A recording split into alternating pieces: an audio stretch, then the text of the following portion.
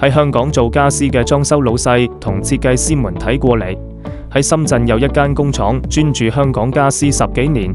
裏邊啲師傅大多數都係超過20年香港家私經驗嘅老師傅。呢度個家私唔係有幾平，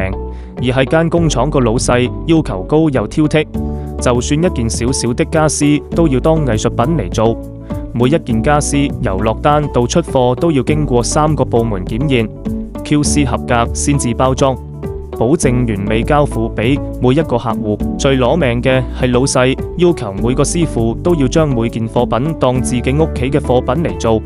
佢仲話一個合格嘅產品，一個超越同行嘅產品，就體現喺對細節處理嘅要求。做衰一件貨品，首先得罪嘅係客戶，更得罪自己嘅信譽。好啦，講咗咁多，有需要嘅朋友可以隨時 PM 我哋啦。